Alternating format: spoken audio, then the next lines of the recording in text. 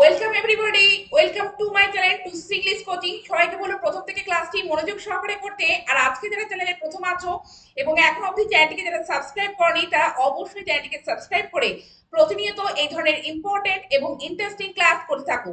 তো আজকে ক্লাসটি ভীষণ ইন্টারেস্টিং হতে চলেছে, কারণ আজকে ক্লাসের মাধ্যমে আমরা এভার, নেভার, ফর এভার এবং নেভার এভারের ইউজ আমরা দেখে নেব। তো কখনো বোঝাতে নেভার, এবং কখনো না বোঝাতে নেভার, এবং কখনো বোঝাতে এভার, সর্বদা বোঝাতে ফর এভার, এবং কখনোই না বোঝাতে আমরা নেভার এভার এই ওয়ার্ডগুলিকে ইউজ করে কত ধরনের সেন্টেন্স আমরা একে অপরকে বলতে পারি সেটি আজকে ক্লাসের মাধ্যমে দেখবো। তো চলো আজকে ক্লাসটি শুরু করা যাক। আজকে প্রথমে যে পয়েন্টটি রয়েছে সেটা হচ্ছে এভার। তো এভার এই অ্যাডভার্বটি কখনো অর্থে আমরা সেন্টেন্সে কিভাবে ব্যবহার করব সেটি আমরা আজকে ক্লাসের মাধ্যমে দেখব। তো দেখো, এভার এই অ্যাডভার্বটি আমরা বেশিরভাগ ক্ষেত্রেই ইন্টারোগেটিভ সেন্টেন্সে ব্যবহার করে থাকি, তবে ইন্টারোগেটিভ সেন্টেন্স ছাড়াও আমরা কিন্তু অ্যাসার্টিভ এবং নেগেটিভ সেন্টেন্সেও কিন্তু আমরা এভার শব্দটিকে ব্যবহার করতে পারি। তো চলো দেখি কিভাবে আমরা এভার শব্দটিকে ব্যবহার করতে পারি। তো দেখো, have you ever gone to Delhi? তুমি কি কখনো দিল্লিতে গেছো? তো কখনো অর্থে দেখো এভার শব্দটিকে ব্যবহার করতে হবে। এটি তো এই সেন্টেন্সটি প্রেজেন্ট পারফেক্ট টেন্সে রয়েছে। তো এই সেন্টেন্সটি প্রেজেন্ট পারফেক্ট যেমন রয়েছে তেমন আমরা কিন্তু পাস্টে কোনো সেন্টেন্স লিখতে পারি। যেমন, did you ever visit the Taj Mahal? তুমি কি কখনো তাজমহল পরিদর্শন করেছো? তো দেখো, এখানে ডিড দিয়ে কোশ্চেন করা হচ্ছে, অর্থাৎ সিম্পল পাস্টে লেখা হচ্ছে। সেখানে এবং আগেরটির ক্ষেত্রে তোমরা দেখছো যে মেন ভার্বের আগে কিন্তু আমরা কি প্লেস করছি? এভার শব্দটি ব্যবহার করছি। তেমনি, have you ever met Ramtanu? তোমার সাথে কি কখনো রামতনুর সাক্ষাৎ হয়েছে? তো দেখো, প্রেজেন্ট পারফেক্টে লেখা হয়েছে এবং কখনো বোঝাতে এভার, এবং এভার শব্দটি মেন যে ভার্ব তার আগে প্লেস করা হয়েছে। তো এবার যদি নেগেটিভে আমরা সেন্টেন্সটিকে লিখি তাহলে কিভাবে লিখবো? I have not ever met Ramtanu. তো নট এভার মানে নয়, কখনো না। তো I have not ever met Ramtanu, আমার সাথে রামতনুর কখনো সাক্ষাৎ হয়নি। তো দেখো, এভার হচ্ছে কখনো না, কখনো, এবং নট এভার মানে কখনো না। তারপরে দেখো, did you ever face difficult situation? তুমি কি কখনো কঠিন পরিস্থিতির সম্মুখীন হয়েছিলে? তো দেখো, কখনো বলতে এভার এবং ফেস এ মেন ভার্বের আগে প্লেস করা হয়েছে। তো দেখো, কখনো না বোঝাতে নট এভার। তো I didn't ever face difficult situation, আমি কখনো কঠিন পরিস্থিতির সম্মুখীন হইনি।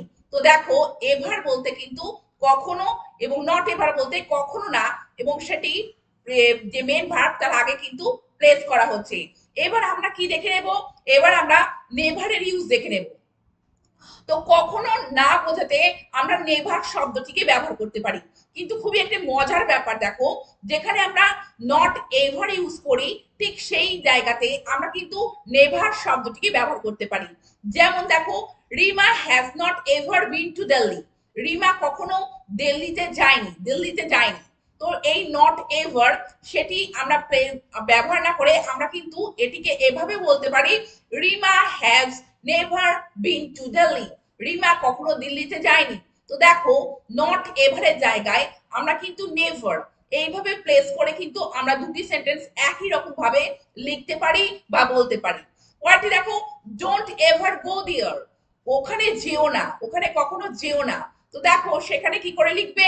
নেভার গো দেয়ার, ওখানে কখনো যেও না। তো ডোন্ট এভারের জায়গায় আমাদেরকে কি প্লেস করতে হবে? নেভার। ডোন্ট এভারের জায়গায় আমাদেরকে প্লেস করতে হবে নেভার। পরেরটি দেখো, war does not ever solve anything? যুদ্ধ কখনোই কিছুর সমাধান করতে পারে না। তো দেখো, নট এভার মানে কখনো না, সেখানে দেখো ওয়ার নেভার সলভ এনিথিং, যুদ্ধ কখনোই কি করতে পারে না?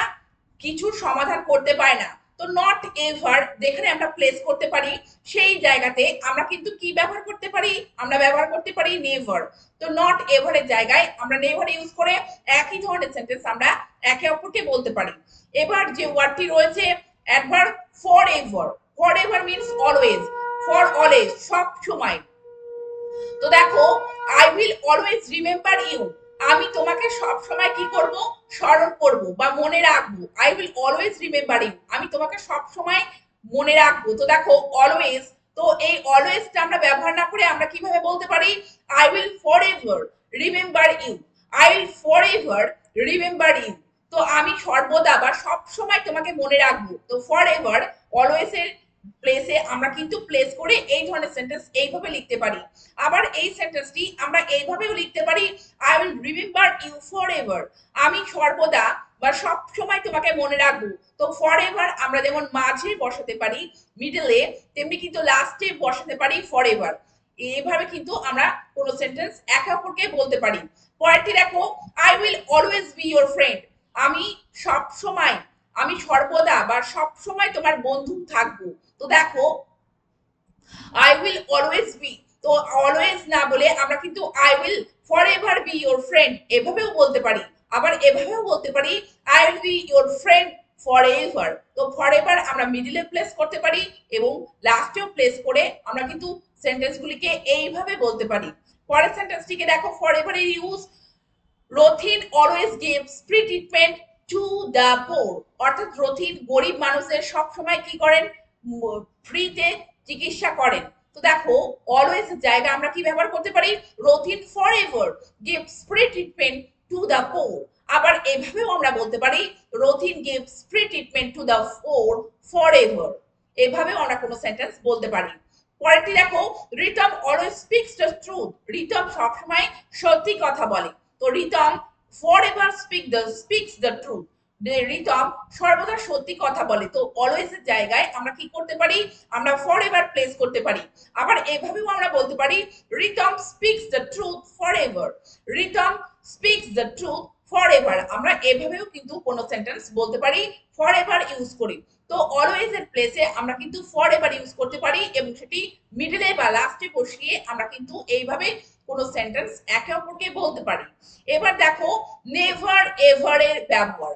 নেভার এভার মিন্স নেভার, অর্থাৎ নেভার অর্থে আমরা কিন্তু নেভার এভার ব্যবহার করি কখনো না বোঝাতে।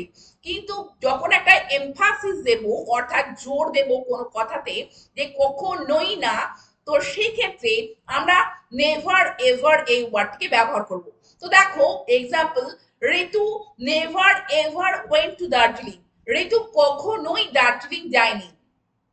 তো দেখো Ritu never went to Darjeeling এভাবে বলতে পারি, কিন্তু যখন একটা এক্সট্রা এমফাসিস দেব তখন কিন্তু আমরা নেভার এভার ওয়ার্ডটিকে ব্যবহার করব যে Ritu never ever went to Darjeeling, Ritu কখনোই দার্জিলিং এ যায়নি। পরেরটি দেখো প্রতিমা নেভার এভার কলস her friend Paritosh after their misunderstanding, যে তাদের মধ্যে ভুল বোঝাবুঝির পর থেকে প্রতিমা কখনোই তার বন্ধুকে বা বন্ধু পরিতোষকে কল করে না। তো কখনোই করে না, সেক্ষেত্রে কিন্তু নেভার এভার। পরের সেন্টেন্সটিকে দেখো for his dishonesty Bill too never ever got peace at the last phase of his life, তার অসততার জন্য বিল্টু কখনোই তার জীবনের শেষ প্রান্তে কখনোই শান্তি পায়নি, শান্তি পেয়েছিল না। তো নেভার এভার মানে কখনোই না। তো কখনোই না অর্থে আমরা কি ব্যবহার করব নেভার এভার। তো এক্সট্রা এমফাসিস দেওয়ার জন্য আমরা নেভার এভার ওয়ার্ড এই ওয়ার্ডটি ব্যবহার করে কিন্তু আমরা এই ধরনের সেন্টেন্স এইভাবে কিন্তু লিখতে পারি। এবং প্রত্যেকটি ক্ষেত্রে দেখো মেন ভার্বের আগে কিন্তু প্লেস করে এই ধরনের সেন্টেন্স কিন্তু তৈরি করা হয়েছে।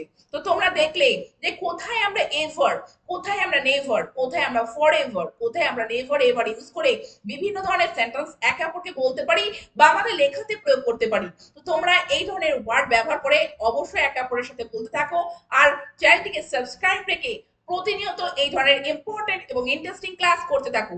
Thank you very much, thank you for watching this video.